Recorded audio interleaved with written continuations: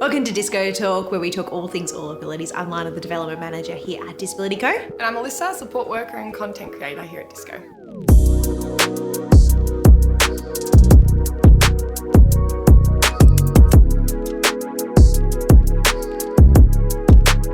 We're talking music. We're talking music, love music. Music's the best. What sort of music are you into? Bit of everything? Bit of That's everything. usually the answer there. Bit of everything. Yeah, things that make you feel. Yeah, I like that. Yeah.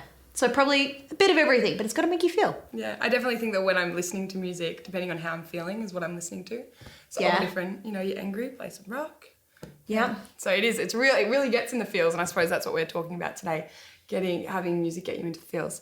Yeah. I suppose one of the biggest things we're talking about, especially in the disability sector, is music therapy.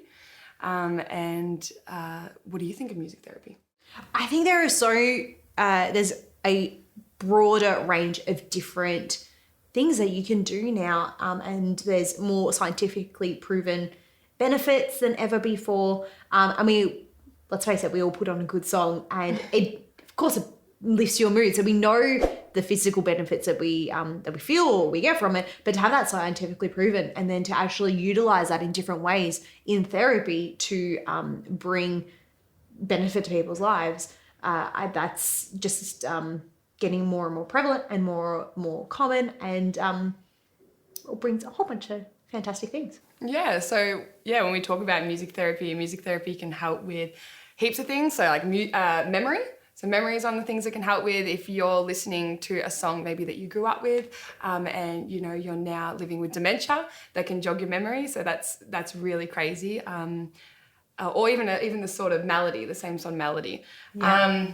Do you ever have that thing happen when you hear a song and then it reminds you of a different one?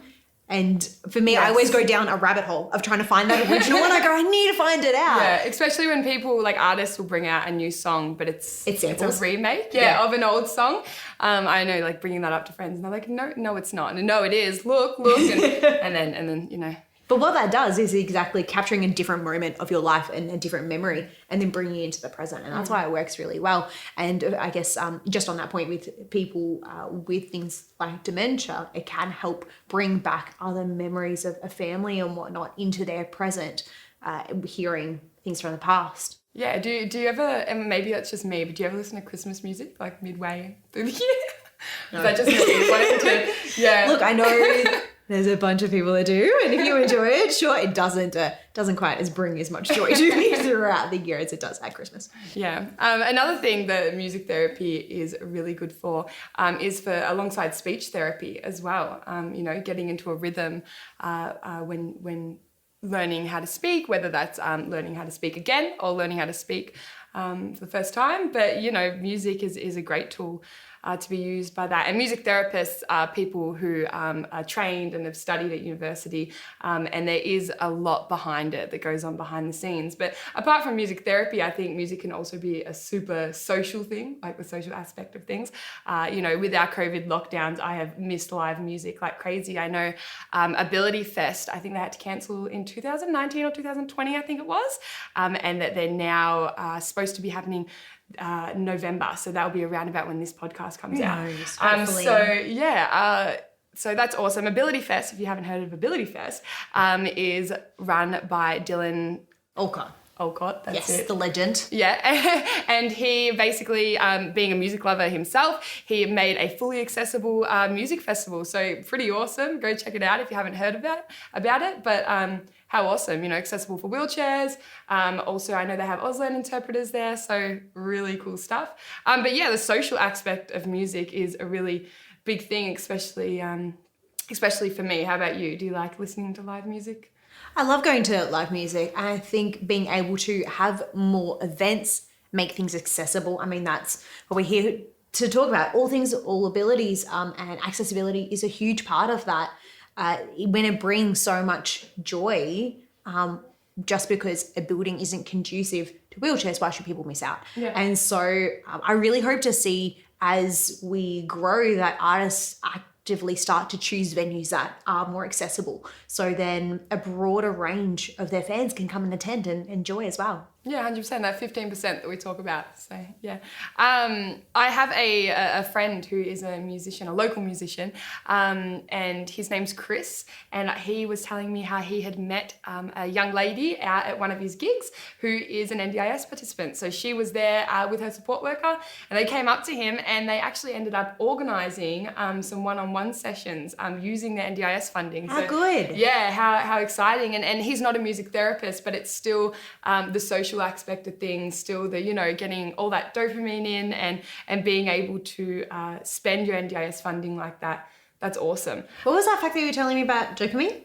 Oh yeah, I was telling you that music. Music is one of the only natural things, alongside with dance as well, that our body produces dopamine when these things occur, that isn't needed for human survival. So that's pretty cool. Unlike like food, you get dopamine when you're eating. Music produces dopamine. As long as the food's good. Yeah, as long as the food's None good. of it's horrible. I suppose if it's my mum cooking, it's going to be good. But isn't that incredible? I know with my little sister, right from when she was little, and she wouldn't necessarily be able to speak clearly, but if a song came on, she loved it, would be out in the shops and she'd just start dancing. And half of the time, subconsciously, I'd walk in and just start looking for whatever I was looking for and didn't even notice there was music going on until I saw her dancing. And of course, there was so much joy that she is experiencing in that moment, but that spread joy to everyone else that could see her as well. And that still happens. And look, at the end of the day, if you go to the shops and just bust out dancing, why not? Yeah. We could all take so many lessons to live more free like that. Yeah, dance like no one's watching is a real... Absolutely. Yeah. And we were just talking about speech early as well. I think that it's really cool that you might know about people who live with Tourette's syndrome or live with a stutter, sometimes are able to sing, which is really awesome, and sing without having their tics come on or without their stutter. And that's almost like a phenomenon, which is really crazy when it comes to when we talk about music and singing, and how, being in that moment can allow that to happen.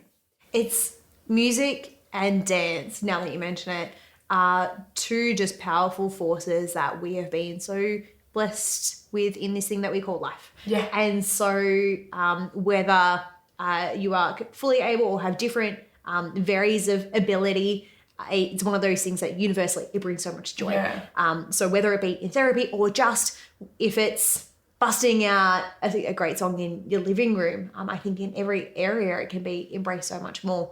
But certainly seeing more artists choose to have more accessible concerts would be an awesome place to start. Yeah, 100%. And we were wanting to...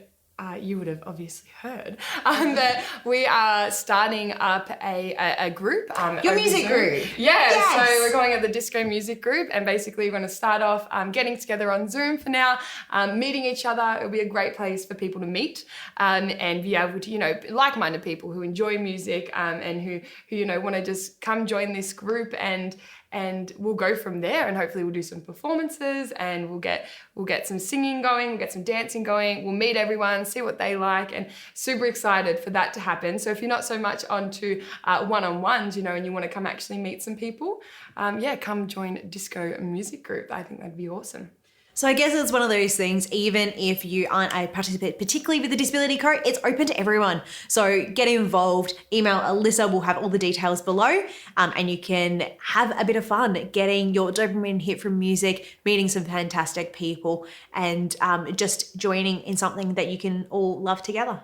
If you're a music lover, whether you like to dance, sing, or just listen to music, make sure you comment below and let us know. You can find all the relevant links in the description. You've been listening to DisCo Talk. Make sure you like, comment, and subscribe.